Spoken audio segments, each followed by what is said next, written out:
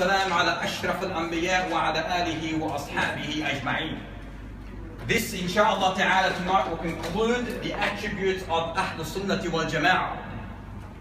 Hence, it will be the last lesson regarding this stage, which is stage 2.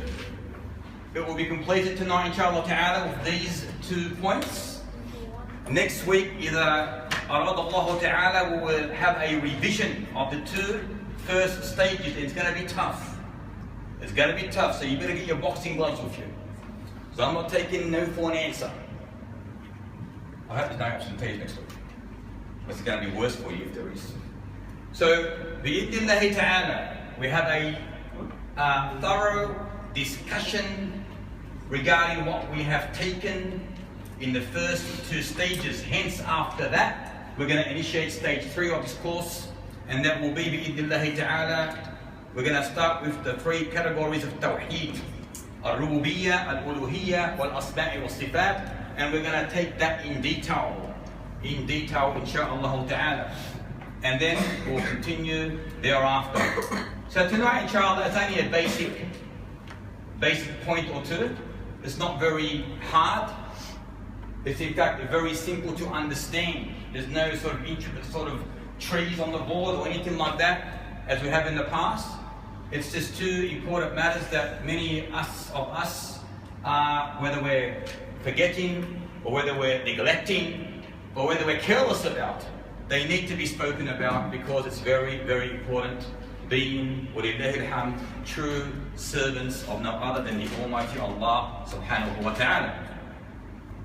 The first point is, these people, Ahlus Sunnah wal Jama'ah, are the models for the pious ones seeking to be guided to the right path.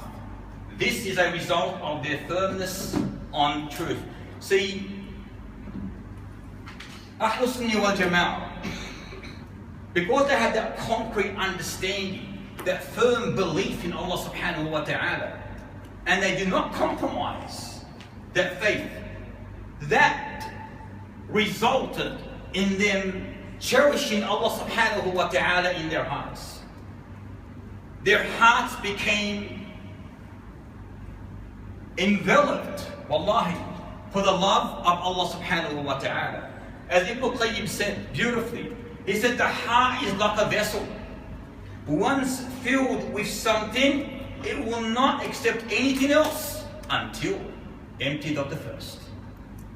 So if your heart is only for Allah, is enveloped with the love of Allah, it cherishes Allah, which is the crux, the bedrock, the foundation, the core of our worship. If this is solely and purely devoted to no other than Allah subhanahu wa ta'ala, you cherish Allah. You love to please Allah subhanahu wa ta'ala.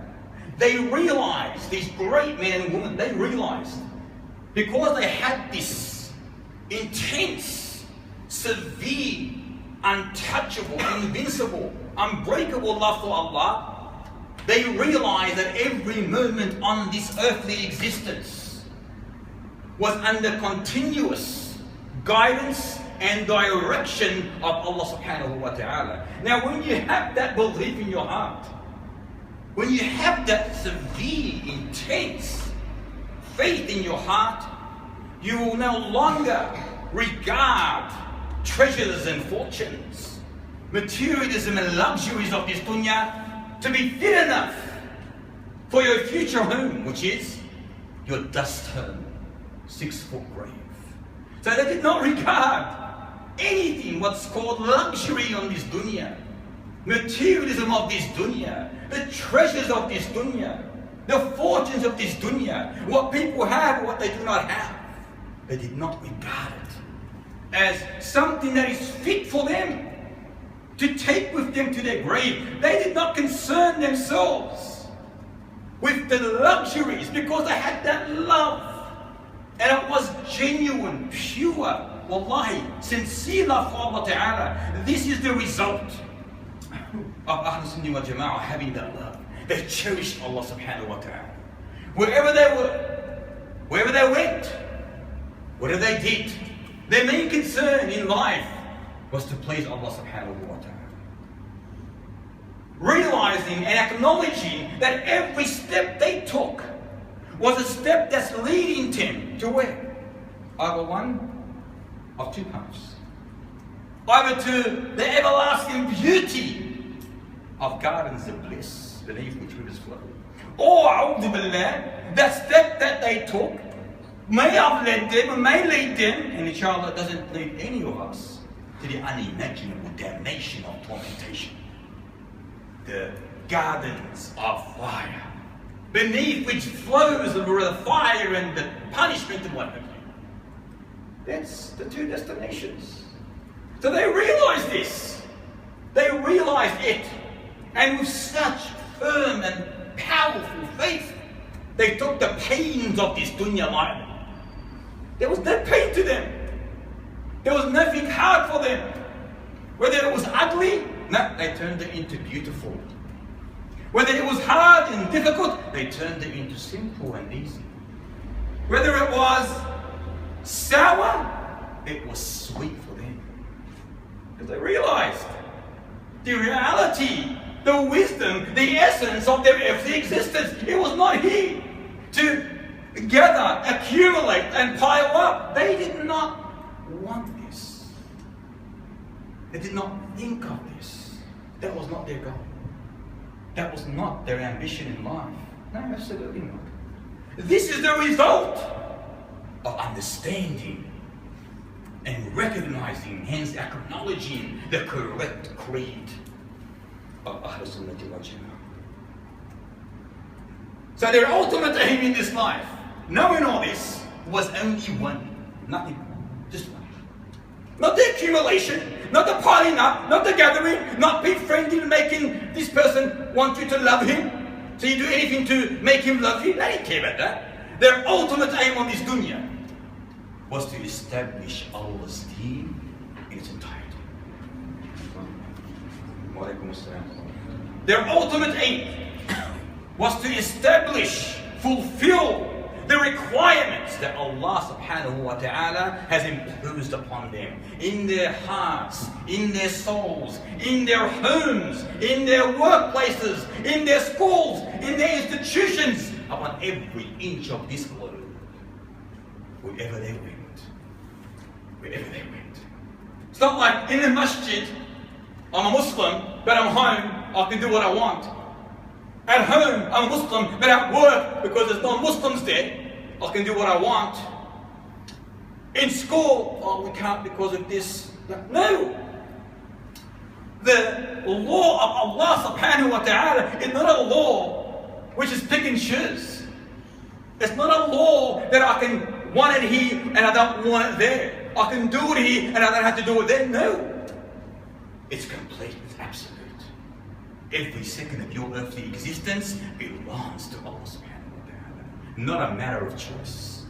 And subhanAllah, the beautiful verse says, قُلْ إِنَّ صَلَاتِي, this sums it up, وَنُسُكِي وَمَحْيَايَ وَمَمَاتِي لِلَّهِ رَبِّ الْعَالَمِينَ لَا شَرِيكَ لَهُ وَبِذَلِكَ أُمِرْتُ وَأَنَا أَوَّلُ الْمُسْلِمِينَ. A powerful verse, wallah. Say my prayers, my sacrifice, and then what after that? My living,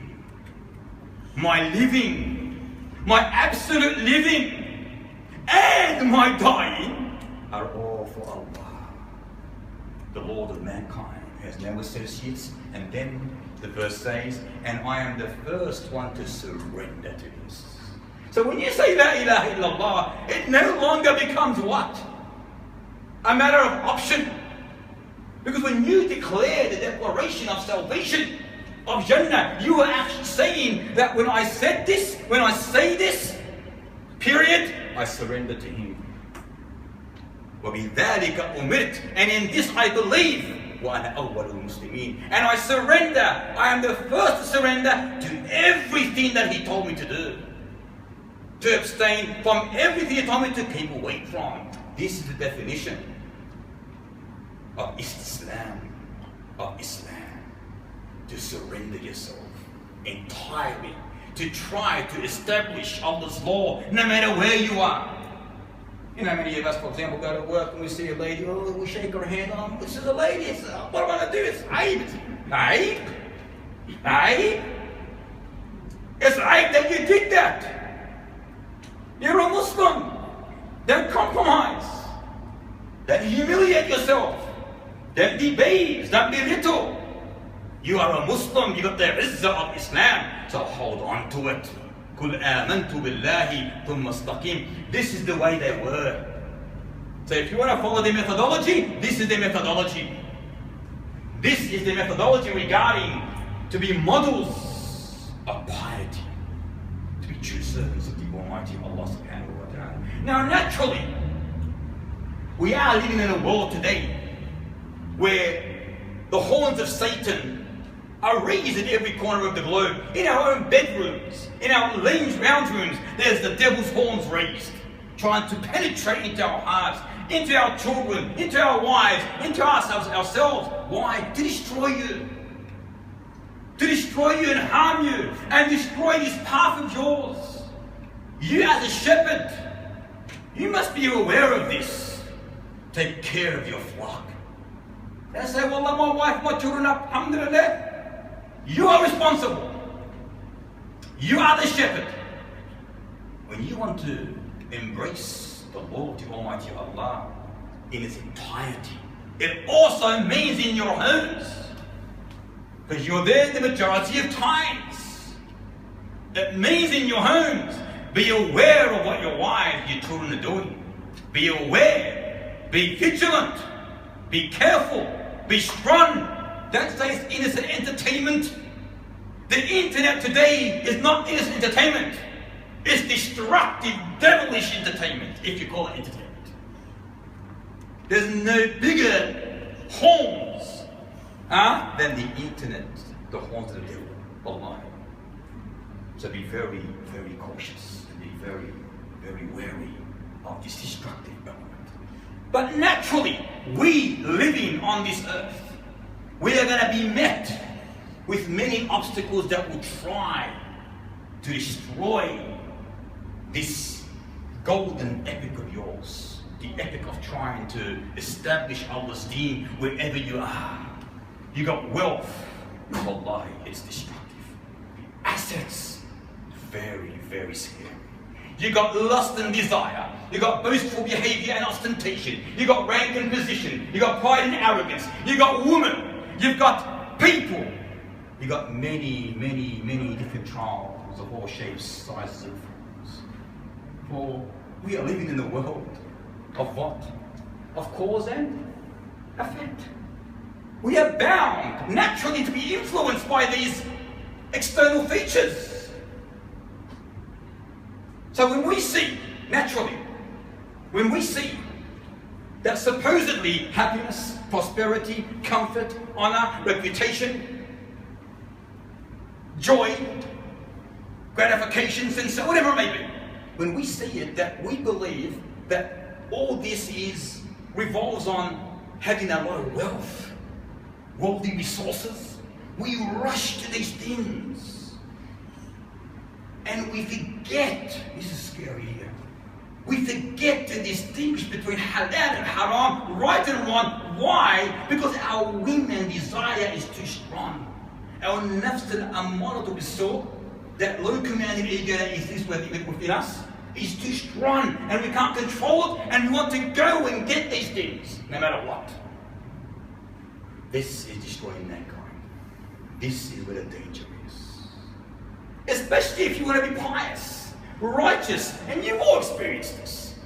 When you start growing a beard, for example, or you want to go to the masajid for prayer, or you want to attend lessons, or you stop going to the intermingling of weddings and parties and mixing with in barbecues, whatever it may be, you're going to be met, wallahi, with a semi-trailer, a head-on collision. This is the way people are going to meet you. They're going to slander you. They're going to ostracize you, outcast you, stigmatize you, scrutinize you. They're going to laugh and mock you and insult you and ridicule you. They're going to throw everything they can at you. It's going to be a tsunami of slander and insults. That's a test of Allah. Because the stronger you are, understand and realize this, the stronger you are as a Muslim, the more you will be tested, the more you will be examined, to see whether you are truly a faithful individual, or you think you're going to be left alone to say La ilaha illallah and do everything according to the letter. No. No, you will not be left alone. أحسب الناس أن يتركوا أن يقولوا آمنا وهم لا يفتنون. Man will not be left alone to say, I believe, without being examined. It's impossible. Allah will examine you. So naturally, you are going to be confronted with many obstacles. The reason being is to try to damage this strong faith of yours. So beware of that. And remember that the glorious Quran very clearly informs all of us that all of the prophets and messengers, all of them, they were laughed at, they were mocked, they were insulted, they were ridiculed by the very people they were trying to save from damnation. Their own people, their own relatives, their own families, their own neighbors. They called them liars, sorcerers, madmen, magicians, and many other filthy, obscene names simply because they were too righteous. Only because they were too pious. They laughed at them and slandered them because they were true servants of Allah. They weren't harming anyone. All they were doing was conveying the message of Allah subhanahu wa ta'ala. All they were doing was acting like a true believer. Yet they were confronted in the most devilish ways due to this behavior. What were they doing? Isn't this history repeating itself? So don't be shocked, don't be scared, don't be concerned.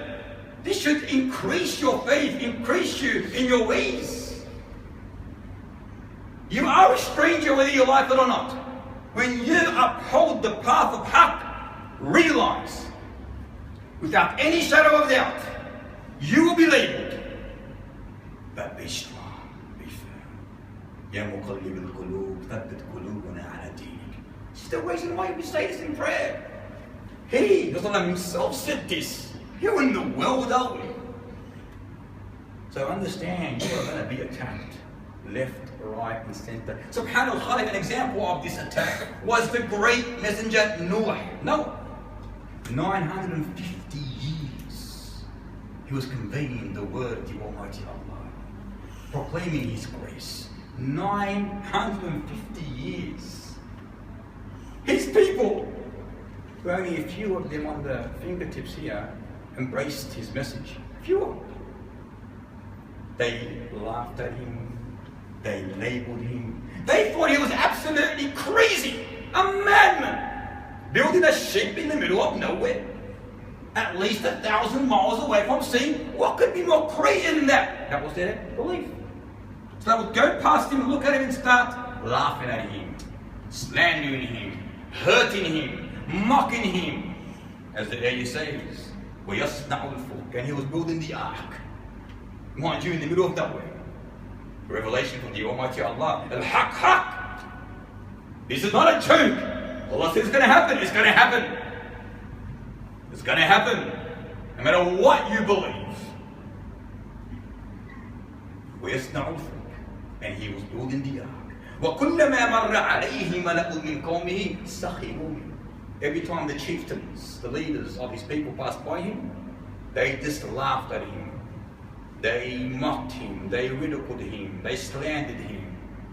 قَالَ إِن تَسْخَرُوا مِنَّا فَإِنَّا نَسْخَرُ مِنْكُمْ كَمَا تَسْخَرُونَ. He said to them, if you want to ridicule us now, no problem. We shall do the same. Ridicule you, just the way you are sneering, the way you're doing it to us. And he gets the later laugh, Ya Mustafa. He gets the later laugh. He gets the end laugh. Those are not Muslims. Little did they know his people. Little did they know that the floods, the severe floods, is soon going to wash away their laughter and mockery. Wallahi, it's just if you imagine the horror when their end finally came. This is the result. This is the challenge. This is the struggle between good and evil. But at the end of the day, the good, understand this, will always triumph, will always be victorious. وَالْعَاقِبَةُ لِلْمُتَّقِينَ. The end result, be patient, ya shabab, wa ya shabbat. The end result, Allah is saying this. Just as He allowed the water to rain for 40 days and 40 nights, when there was no rain in sight, He says, the same one said, that the end result is for you, O believers. Don't ever shy. Don't ever feel embarrassed. Don't ever feel weak and belittled. You are the stronger ones. وَلَا تَهِنُوا وَلَا تَحْزَنُوا وَأَنْتُمُ الْأَعْلَوْنَ إِن كُنتُم مُؤْمِنِينَ. Do not despair, do not grieve, and you will be superior. You will be superior if only you are true believers. Conditional. If only you are true believers. Now today we look at the world. Look at it. Allahu Akbar. Wallahi, we are in dire need of ethics. We are in dire need of morals, of good character. It doesn't exist no more. Modesty is gone. Good behavior is obliterated. The good is looked at as evil. This is a hadith says. And the bad is looked at as good. You want to fight for haqq, for ethics and morals, human ethics and morals, you are labeled. You are a man of primitive nature. Back of the days of Salih, go back to the caves, they say. Simply because you're speaking of ethics and morals. The world is in dire need of pure, clear da'wah. Wallahi it is. Where the winds of evil today of mankind are blowing immensely. Wherever you go. The most visible symbols of an Islamic dress code or appearance today are the most favorite things for the racist and the haters. In other words, they'll attack you. The simple act of even wearing a beard or wearing a hijab or niqab, they are treated as though they are crimes that need to be publicly ridiculed or laughed at or slandered or degraded or belittled. So much so that those who even observe such rituals, they are labeled not as good people, as humble, modest people. They are labeled as what? As fanatical, fundamentalists, terrorists, simply because you are dressing morally. You are looking like a pious person. History repeats itself. And this is no more than a psychological war. The same war that all the prophets encountered. So be aware of this. Except today we live in the age of the media, meager, monster, devilish, propaganda, filthy machine. And indeed, we see this much more often. But alhamdulillah, you should all be strong. Hold onto your deen. No one can ever penetrate your heart. No one. The heart is like a vessel. Give it to Allah subhanahu wa ta'ala. And Allah is your guardian, is your protector. And He will never allow anyone to harm you. If you truly believe in Allah subhanahu wa ta'ala. For the greatest defeat, understand this. The greatest defeat is psychological breakdown and weakness of resolution. Psychological breakdown means that you feel the pressure, the peer pressure, the social pressure, the world's pressure, and you just can't hold yourself. And this is what they're trying to do to you. They indoctrinate and brainwash you and try to stuff inside you that, you know, what you're doing is wrong, what you're following is wrong, it was this, they're not now, and this and that, look at the war, they're all against you. And you get affected. You naturally get affected. This is the satanic, demonic way. Exactly what He wants to do to you. He will try to hurt you. He does not want to see any of you following this path. So He will try to scare you and scare you and scare you. So Ya Shabab al-Ummah, we, alhamdulillah, hold on to the path of the Almighty Allah. We are da'is, all of us, inshallah. We convey the message exactly as we received it. We do not add to it. We do not delete from it. We don't whitewash it to make it look attractive. The deen is attractive. You don't go and whitewash it and decorate it with balloons and whatever. So people can say, oh, mashallah, how pretty. No. Islam is the only religion on the face of this earth accepted on the day of retribution. It is beautiful. It is the best. It is moral. It's ethical. It's perfect. Because Allah said so. So make sure it's perfect in your heart and you don't doubt in this. And we are not allowed to coerce others onto the path. We are not allowed to coerce others onto the path. I'll leave that. That was the first one, inshallah. I hope I clarified that first point. Is that clear? You sure? Point number 2, which is this is important. And this is what we're lacking today. These Ahlus Sunnah wal Jammah love and behave very politely to one another, cooperating and preventing mutual violence. This is what Islam is built on. This refers to a very golden, treacherous word called brotherhood. The most treacherous thing that you can have in this dunya. The most valuable thing that can exist in your lives is righteous companions, righteous associates, righteous people that will guide you to Jannah. There's nothing better than this, wallahi. There's no one better than a person telling you, you are committing haram, be careful, ya akhi, let's go do something right about that will change the way you're doing it. Here's your friend. Here's your friend. This is brotherhood.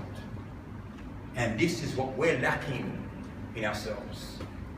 You know, yourself, you gotta ask yourself, who are my companions? Who are my associates? Who are my friends? Am I allowed to even have them as friends? Are they helping me to that which is good? Or are they leading me to that which is evil? Beware, be very careful. Al-mar'u ala dini khalili falyanzur ahadakum man yukhala. That the person is on the path of his brother. He said, beware of whom you befriend. In olden days, even today, the Arabs were very known to this. If they wanted to know an individual, they asked one question: who are his associates? One Salafi said to his congregation, and his congregation one day said, oh yeah, Sheikh, did you know that this person has come from such a far distance and he's this scholar and he's this that? He doesn't know it. He asked them one question. He doesn't know the person. Who's the associate? Who's his teachers? They mentioned the teachers of him were from Ahl Qadriyya. Those who deny the fact that Allah subhanahu wa ta'ala has any control over our actions.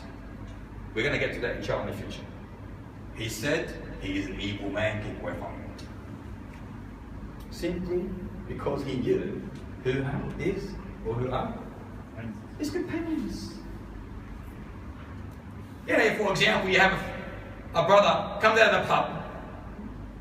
Oh, who's your associate? Oh, those people in the pub there. Really? And you say he's a good man? He needs help. I'm not saying he's an evil man. He needs help. He needs desperate help.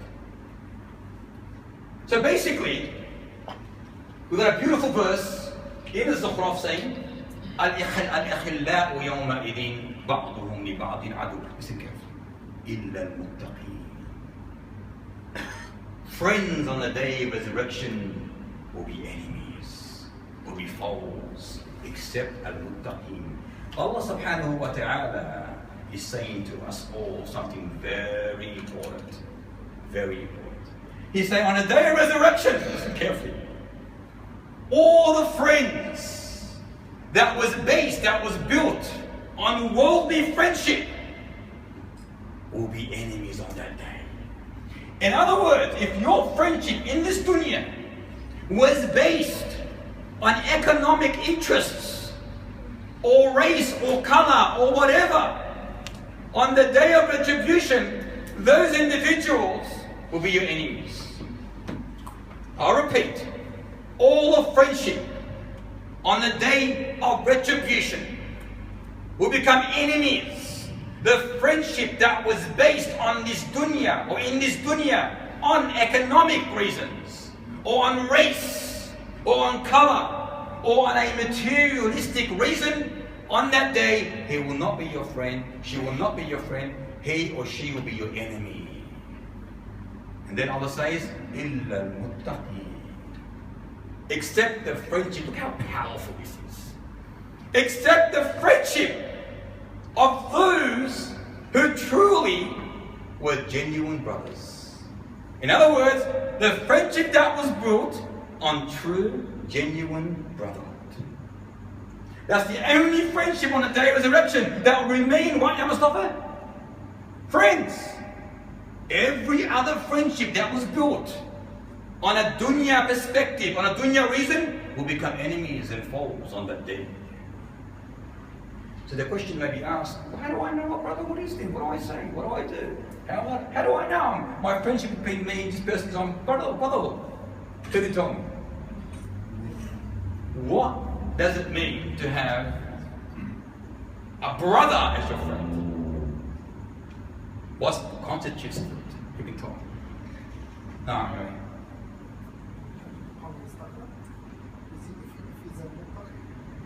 If he's a pious, righteous person. Joseph? Corrects you when you're wrong. Corrects you when you're wrong.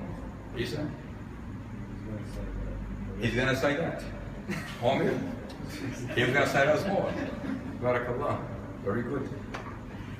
They're all the qualities of brotherhood. Basically, it goes back to one sentence. Brotherhood is defined by rejecting Taghut and accepting Allah as the only true deity or God worthy of worship. This is brotherhood. The rejection of Taghut. And we are going to understand, inshallah, and clarify in our coming lessons. Will be the first one after next week, inshallah, the definition of Taghut, because this is incorporated in Tawheed al-Rububiyyah. So we're going to thoroughly understand it according to the Salaf al-Salih. The rejection of Taghut and the acceptance of Allah as being the only true deity, true God, true one of worthy of us worshipping, worthy of our worship.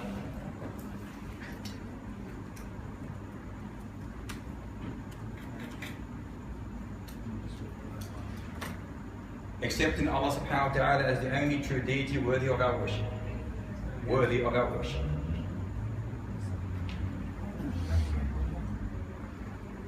This is the brotherhood we're talking about now. I was just going to say, take examples from the Salaf, the brotherhood. We're going to mention a few of them, inshallah. حسن الله إليك.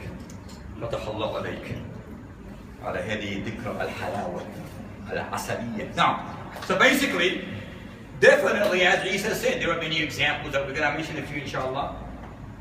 This is the definition of brotherhood. This is your brother, that you love this person for one sole purpose, and that is because he loves Allah subhanahu wa ta'ala. That's the definition of brotherhood. For example, Skinny.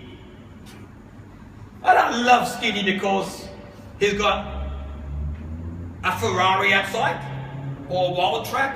I don't love him because he's a boxer. I don't love him because he's got this, he's got that. I don't care what he's got. I don't care how he looks. I love him for one reason. He declares, Ashhadu an la ilaha illallah wa ashhadu anna Muhammadan Rasulullah. If he rejects that, inshallah, he never does, I will immediately abandon my friendship. It will immediately cut the ties between me and him. That's brotherhood. So I do not look at what you have, any of you, what you own, how famous you may be, how big you may be, how strong you may be, what company you run. Who cares? Who cares? That can go like that. It can obliterate in seconds. But one thing can never ever go, Abud, is what? Mahabbatullah. Allah subhanahu wa ta'ala. This is the reason I'll befriend you. And this is the only one I can befriend. There is no friendship other than this.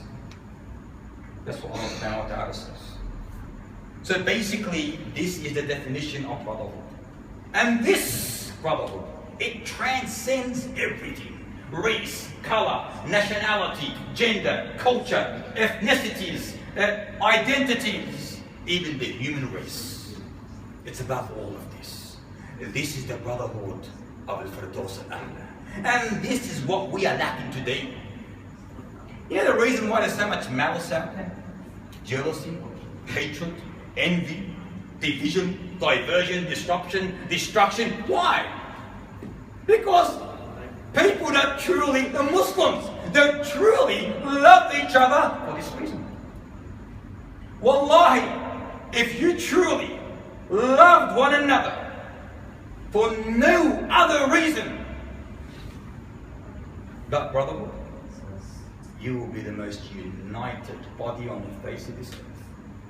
You will be so powerful. The reason why we have so much evil out there amongst us, forget the non-Muslims, amongst us, why there's so much hatred, envy, jealousy. Why has he got that? Why haven't I got this? How did he get that? It's because the lack of brotherhood. If we truly loved each other, wallahi, for Allah's sake, and no other, period, there will be no diversion, no disruption, no whatever between us. We will be, wallahi, an invincible, untouchable, unbreakable source of strength. Wallahi. وَالْمُؤْمِنُونَ وَالْمُؤْمِنَاتِ بَعْضُهُمْ أَوْلِيَاءُ بَعْضٍ يَأْمُرُونَ بِالْمَعْرُوفِ وَيَنْهَوْنَ عَنِ الْمُنكَرِ. Look what Allah says about brotherhood. The believing men, the believing women are allies of one another, are supporters of one another, are helpers of one another. He didn't say the kuffar. وَالْمُؤْمِنُونَ وَالْمُؤْمِنَاتِ. I condition. The believers only are allies, are supporters, are helpers of one another.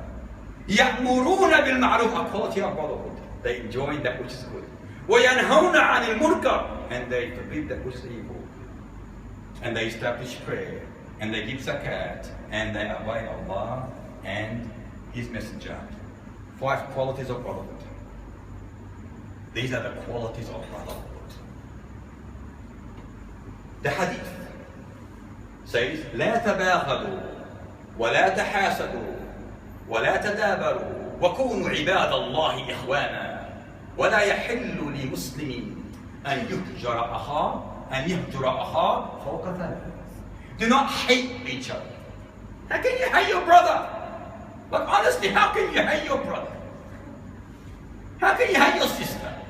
If you're a true believer and you truly love for Allah, you can never hate your brother.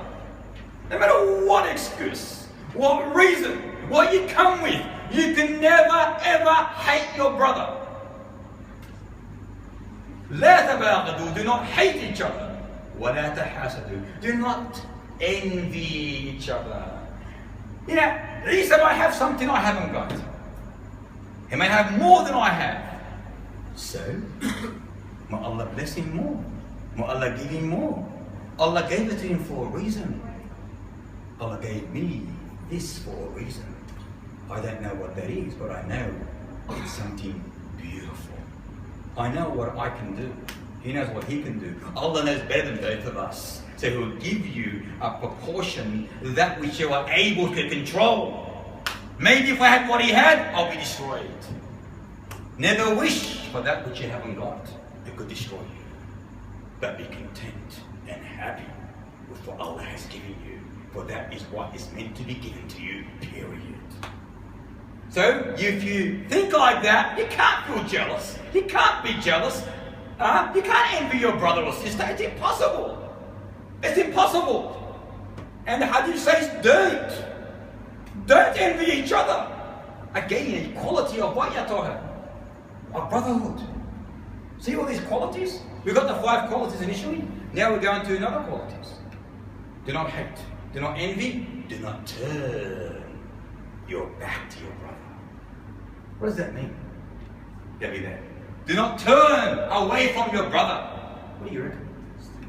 Stick by him when he's in need of it. When you know he's in need of you, and you know he's in need of you, don't turn your back and walk away. You're not a brother of him, to him. You're a liar. Again, by doing that, you are not a true brother to that person. The correct ingredients of brotherhood is not in your heart. It's contaminated with worldly reasons. See, all this goes back to the contamination of the heart, which obviously you have not understood or you have not acknowledged the ingredients, the qualities of true brotherhood. You can never envy your brother. You can never turn your back from your brother. Ever. It's impossible. If your brother is in need, you go to him. If you're able to do so. And if you do not, and you're able, you'll be sinning. You'll be sinning. And then he says, وَكُونُوا عِبَادَ اللَّهِ إِخْوَانًا. Our servants, he's saying, hadith, our servants of Allah, be brothers to each other. Be brothers. It's the hadith. And then he mentions something very, very profound. If there's a problem between you and your brother, listen to this narration, the end of it. وَلَا يَحِلُّ لِمُسْلِمٍ أَنْ يَهْجُرَ أَخَاهُ فَوْقَ ثَلَاثٍ. And it is not lawful for a believer, a Muslim, to boycott his brother more than 3 days. Let us say the last scenario. It's reached to that extent. There's an issue between the two of you. You are not allowed to keep away from that brother of yours, no matter what the situation may be, for longer than 3 days. And as another hadith says, the best of the two are those, is the one who initiates the salah, even though he is right. Break that ego of yours. Break it. You're the greatest spiritual warrior. Not the one on the battlefield, although Allahu Akbar, but the one who destroys an idol. And guess where the biggest idol is, Mustafa? Your ego. We've got an ego inside us. It's like a statue, it's hard, it's strong, you can't carve it, you can't dent it, you can't penetrate it. It's just overpowering us. Break it. It's like an idol. Destroy it. Go and say salam to him, even if you are in the right, for the sake of Allah subhanahu wa ta'ala. For the sake of Allah. Can you imagine the reward? Wallahi. But you're succumbing not to this person, but to Allah as a servant, showing, we're exemplifying the greatest of servitude to him. Because it's the hardest thing for man, to admit his mistake. To admit his mistake, and for the sake of Allah, to reconcile it, even if he's in the right. It needs a powerful man to do that, wallahi. A powerful man. There's a lot of males out there, and a few men out there. A lot of females out there, and a few women out there. Wallahi. Another narration, which I call the pinnacle of brotherhood. This is the pinnacle of brotherhood. As he said, the parable of the believers, in their affection, in their mercy, in their compassion for each other, is like that of a body. Like what? Like that of a body. If one limb suffers, the entire body reacts to sleeplessness and fever. This is the pinnacle. Wallahi, I call it the pinnacle of brotherhood. I'll give you an example of what I mean. I'm not a very good drawer, but anyway.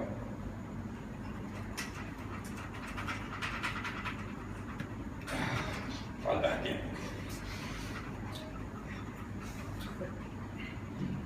I didn't have my weight this morning.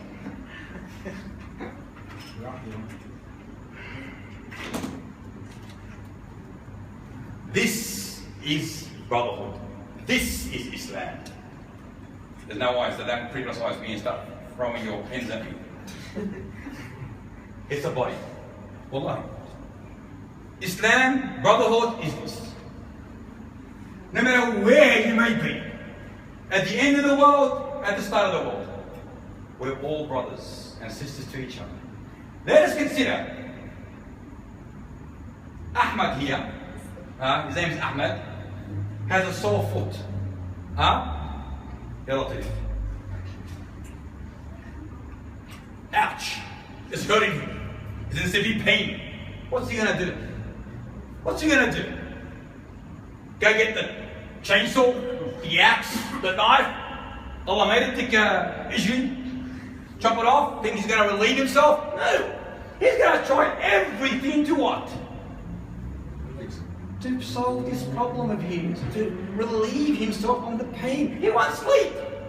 And his painkillers, he might need morphine, he might need endo, he might need anything else. Whatever, just to get that relief.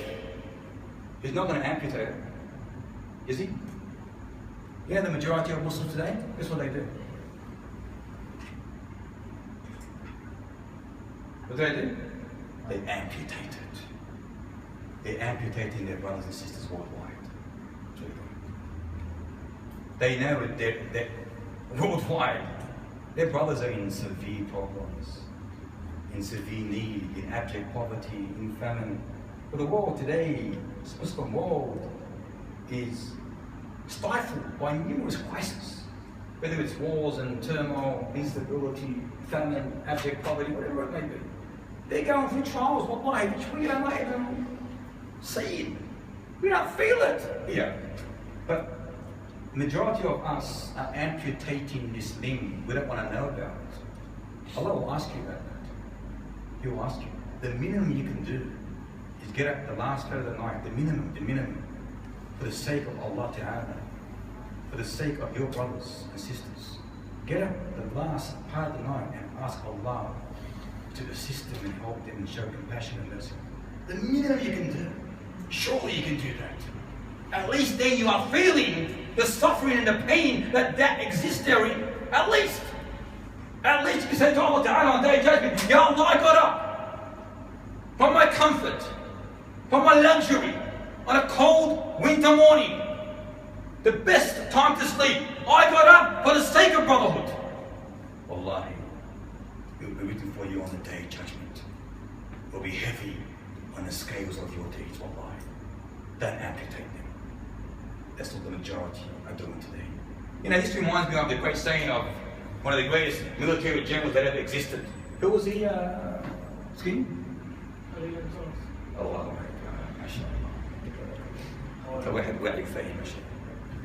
The greatest military general that ever existed. Raise your hand if you know. After him. Salah ad-Din al-Ayyubi. Listen to how he understood brotherhood. How he understood that it's a body. It's a body. When he was asked, Ya Amiruna, he was asked, why do we never see you smile? What did he say? He never smiled. Because how can I smile while knowing that Masjid al-Aqsa is under crusade occupation? While knowing my brothers and sisters, they're being occupied, invaded, incarcerated. How am I going to smile? What a beautiful scene. Wallahi, what a beautiful scene. See, he knew that brotherhood is not just a statement, love you bro, love you. Not a handshake. You know, many of us, here you go bro, whatever you want, whatever you want. And then I call him and say, oh, brother, you said whatever you want. I need something. I don't know. No. He doesn't know me. Oh, I'm busy. But you just said to me whatever you want. What kind of brother was that? It's not brotherhood. That's just cheap talk. That's cheap talk. That's a lie. So brotherhood is not just a statement. Love you, bro. No. Nor just a handshake saying whatever you want, bro. What a lot of nonsense and garbage. That's not brotherhood. You need to prove it. You need to sacrifice for it. You need to stand up and defend it in the face of every troublemaker and every single person, haughty, arrogant person that tries to destroy it. Understand that brotherhood, as the hadith says, a believer to a believer is like a solid, powerful structure. Each part supporting the other. Now when he said this hadith, it's hadith sahih, he actually demonstrated the bond of this strength, the brotherhood. He showed us physically. He went like this. So he interlaced his fingers like this. He said, this is what I'm talking about. This is the brotherhood. Look at the power in this. Look at the strength in this. Look at the grip. You actually grip your hands like that and you see how strong that grip is. Now you try to ungrip this, it's not easy. Someone tries to ungrip your hand like this. I'm telling you now, you'll find it difficult. One of the hardest things to ungrip. And that's the way he demonstrated the brotherhood of Islam. Today, look at this. All of us. We're fighting each other.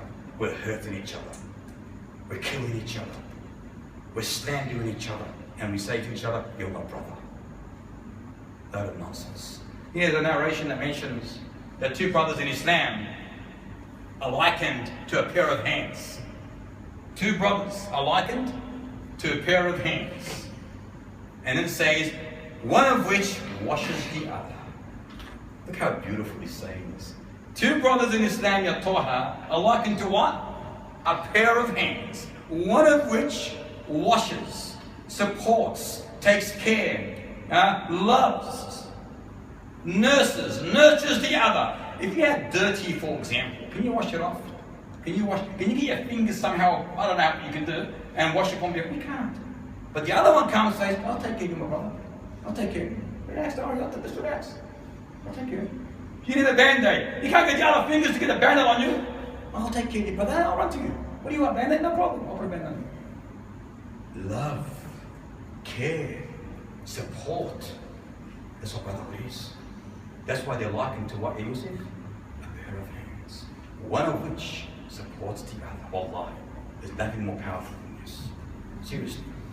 Saying of Ali ibn Hassan ibn Ali.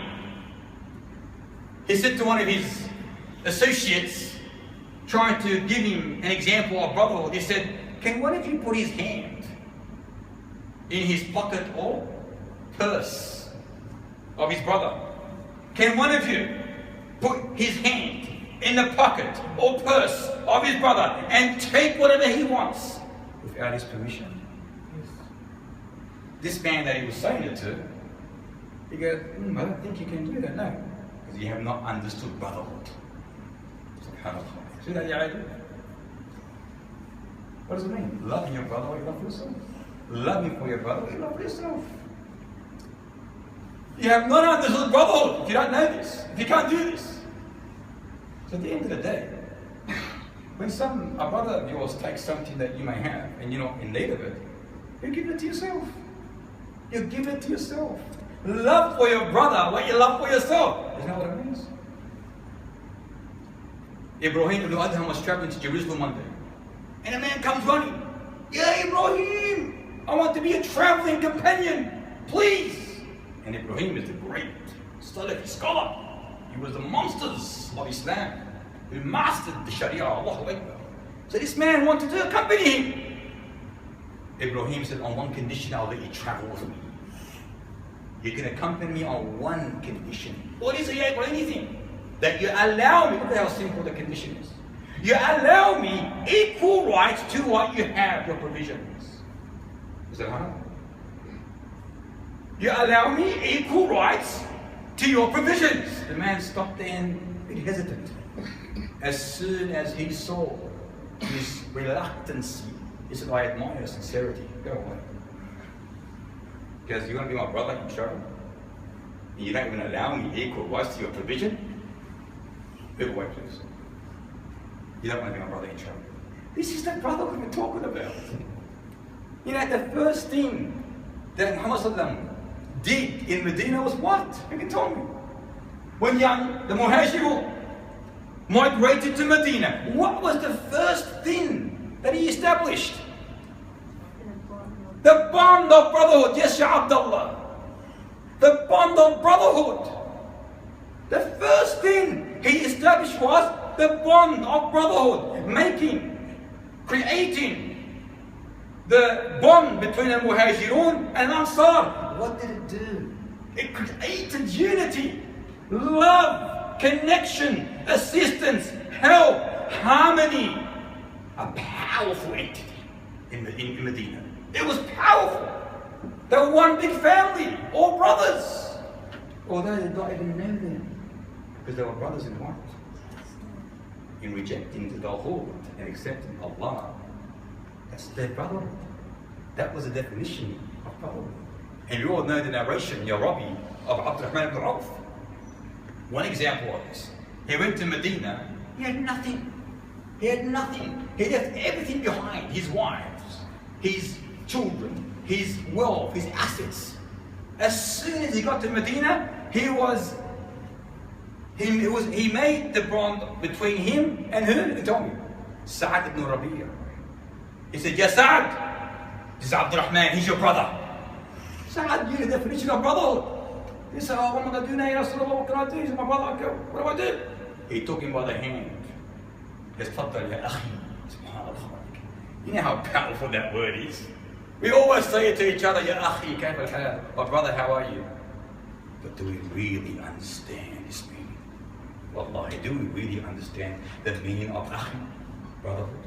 He took him by the hand to his house. He goes, Inni akthar al-ansari man. I am the richest man in Medina. Aqsimu ma bi nisfayn. I'm going to divide my wealth in half. This is yours and this is mine. His assets, his wealth, everything he owned, exactly split in half. And then he said, I've got 2 wives. You can have a look at both of them and you choose the one you desire. I'll divorce her. After her iddah, she's your wife. Come on. Now seriously, if this is not ukhuwah, this is akhi. This is brotherhood. Not akhi, how you going? You don't even know how he's going. But you don't really want to know how he's going, just an utterance. This is not brotherhood. This is the definition of brotherhood. Wallahi. There's a companion actually that went to the marketplace and he was with his servant searching for a horse. So he found a person selling a merchant selling a horse. He goes, Ya akhi, how much is that horse you're selling? He goes, 500. He goes, 500? He looked at the horse. The merchant, the seller, wants 500 for it. So he looks at the horse. I'll give you 600. The buyer is saying, companion, I'll give you 600. He says, okay, I want 500. No problem. He looked again, I'll give you 700. Even better, no problem. I'll give you 800. I'll give you 800. It kept going till he got to 1200. This is the buyer negotiating for the betterment of him, the buyer, the seller, not the buyer, until he reached 1200, double the price and plus. The seller said, what did you do that for? He offered you, he only wants 500. Because I know the hadith that says that you will never be true believers until you love for your brother what you love for yourself. If I owned that horse, I would have sold it for 1200. I know the quality of that horse. He doesn't. Look at that. Look at that. Come on now. Allahu Akbar. Allahu Akbar. Where are we? Where are we? Oh, time to wake up? Oh, I'm sorry, I'm still tired. That's where we are. Seriously, Allah. This is where we are. When Sulaiman and his soldiers were marching to the colonies of ants, we went to that area, the Granny Purse. One brave, courageous, strong, little peewee ant, little ant, realized the danger that was coming onto them. Did they start running and say, Anajda, save me, save me? No. And hide in his little hole? No. Wallah, he knew the term that the ummah is like a body. And knew it wasn't weak. It went and risked its own life. Went to a high place where it could be trampled any second. It did not bother itself of being harmed. Didn't think like that. It was concerned about the colonies of ants. It went to a high place and cried out loud, "Oh ants, enter your homes before Sulaiman and his army crush you to death without them noticing it." How concerned was that little tiny ant? Was it not concerned for its fellow brothers and sisters? How much have we in ourselves concerned for the ummah at large? Again, I repeat and emphasize the importance. The minimum is to wake up at that part of the night and you make sure you take care with your dua and ask Allah to help these people. That's the minimum you can do. The minimum. Subhanallah, the Ummah today, is in desperate need of this brotherhood. Because the absence of brotherhood, what does it do? It brings this hatred, it brings malice, it brings envy, it brings disruption and disunity, it brings this destruction amongst us. And this is exactly what the devil wants. He's well aware that if there's no brotherhood, there's no unity. There's no unity, there's no community. No community, there's no cooperation between us. No cooperation, there's weakness. The fragmentation of this great and powerful nation into smithereens, little fragments everywhere, each and every one of them fighting each other. This is the result of the lack of brotherhood. This is our situation today. Wallahi, the importance of brotherhood can never ever be overstressed. Together we are a source and powerful source of strength. When sand grains unite, what happens to them? Ashraf, sand grains, when they unite, what's the conclusion? What's the result? Very close. A vast, endless desert. How beautiful is it? You don't even see a speck of dirt, of difference, when you see in front of you a vast, endless desert. It's all equal. They're all equal to each other, are they not? That's when the sand grains unite. When the sea drops unite, what does it become? A boundless, powerful, endless ocean. Just waves and strength and power. Allah Akbar. Do you see that equal to? It's all the same. When we unite, we are likewise.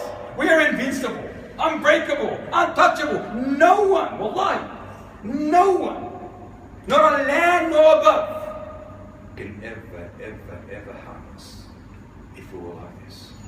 Wallahi, wallahi, wallahi. May Allah subhanahu wa ta'ala strengthen us and bring us this unity, because we are in desperate need. If you have taken from this last point this one thing, I'll be happy, and that is brotherhood is built not on economic interest, race or color, but rather on the rejection of Tawhid and the acceptance of Allah as being the only true deity worthy of our worship. Understand this, and you build your friendship on this, and bi'idhnillah you will prosper in the next life. May Allah forgive us all, and may Allah subhanahu wa ta'ala strengthen our bond. And I'll leave it at that. If there's questions to be asked, what about 10 minutes I think it is?